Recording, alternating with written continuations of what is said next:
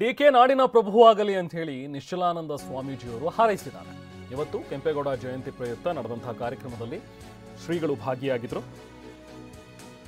ಈ ಸಂದರ್ಭದಲ್ಲಿ ಮಾತನಾಡ್ತಾ ಡಿಕೆ ಶಿವಕುಮಾರ್ ಈ ನಾಡಿನ ಪ್ರಭು ಆಗಲಿ ಅಂತ ಹೇಳಿ ನಾವು ಹಾರೈಸ್ತೀವಿ ಅನ್ನೋ ಒಂದು ಮಾತುಗಳನ್ನು ಹೇಳಿದ್ದಾರೆ. ಪರೋಕ್ಷವಾಗಿ ಡಿಕೆ ಸಿಎಂ ಆಗಲಿ ಅಂತ ಹೇಳಿ ನಿಶ್ಚಲಾನಂದನಾಥ ಶ್ರೀಗಳು ಹೇಳಿದರು. ವಿಶ್ವ ಒಕ್ಕಲಿಗ ಮಹಾಸಂಸ್ಥಾನ ಮಠದ ನಿಶ್ಚಲಾನಂದ ಶ್ರೀಗಳು ಮಾತಾಡಿದರೆ ರಾಜ್ಯವನ್ನ ಮುನ್ನಡೆಸುವಂತಹ ಶಕ್ತಿ ಡಿಕೆ ಶಿವಕುಮಾರ್ ಅವರಿಗೆ ಸಿಗಲಿ ಅಂತ ಹೇಳಿ ನಿಶ್ಚಲಾನಂದನಾಥ ಶ್ರೀಗಳು ಹೇಳಿದ್ದಾರೆ.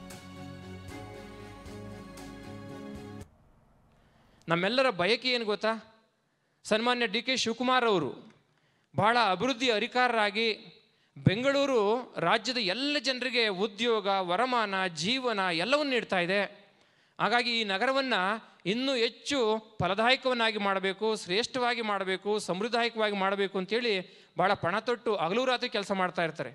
ನಮ್ಮ ಮಠಕ್ಕೆ ಅನೇಕ ಹಿರಿಯ ಅಧಿಕಾರಿಗಳು ಬಂದಾಗ ಹೇಳ್ತಾ ಇರ್ತಾರೆ, ನಾವು ನಿಜವಾಗಲೂ ಸನ್ಮಾನ್ಯ ಉಪಮುಖ್ಯಮಂತ್ರಿಗಳನ್ನ ಅನೇಕರು ಟೀಕೆ ಮಾಡಬಹುದು, ಆದರೆ ಅವರ ಕೆಲಸದ ವೈಖರಿ, ಹಿಡಿದ ಹಠವನ್ನು ಸಾಧಿಸುವಂಥದ್ದು, ಮಾಡಿಯೇ ತೀರ್ತೀನಿ ಅನ್ನೋ ಒಂದು ಹಂಬಲ ಮತ್ತು ಸಂಕಲ್ಪ ಶಕ್ತಿ ಇದೆಯಲ್ಲ, ಅದು ಕೂಡ ಅವರನ್ನು ನಾಡಪ್ರಭು ಕೆಂಪೇಗೌಡರ ಒಂದು ಸ್ಥಾನದಲ್ಲಿ ಕೂರಿಸಲಿಕ್ಕೆ ನಾಡಪ್ರಭು ಕೆಂಪೇಗೌಡರು ಹೆಚ್ಚಿನ ಆಶೀರ್ವಾದವನ್ನು ಮಾಡಲಿ.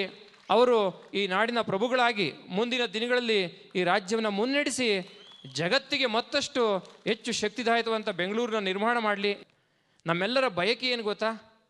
ಸನ್ಮಾನ್ಯ ಡಿಕೆ ಶಿವಕುಮಾರ್ ಅವರು ಬಹಳ ಅಭಿವೃದ್ಧಿ ಅಧಿಕಾರರಾಗಿ ಬೆಂಗಳೂರು ರಾಜ್ಯದ ಎಲ್ಲ ಜನರಿಗೆ ಉದ್ಯೋಗ, ವರಮಾನ, ಜೀವನ ಎಲ್ಲವನ್ನು ನೀಡ್ತಾ ಇದೆ. ಹಾಗಾಗಿ ಈ ನಗರವನ್ನು ಇನ್ನೂ ಹೆಚ್ಚು ಫಲದಾಯಕವನ್ನಾಗಿ ಮಾಡಬೇಕು, ಶ್ರೇಷ್ಠವಾಗಿ ಮಾಡಬೇಕು, ಸಮೃದ್ಧಾಯಕವಾಗಿ ಮಾಡಬೇಕು ಅಂತೇಳಿ ಭಾಳ ಪಣ ತೊಟ್ಟು ಹಗಲು ರಾತ್ರಿ ಕೆಲಸ ಮಾಡ್ತಾ ಇರ್ತಾರೆ.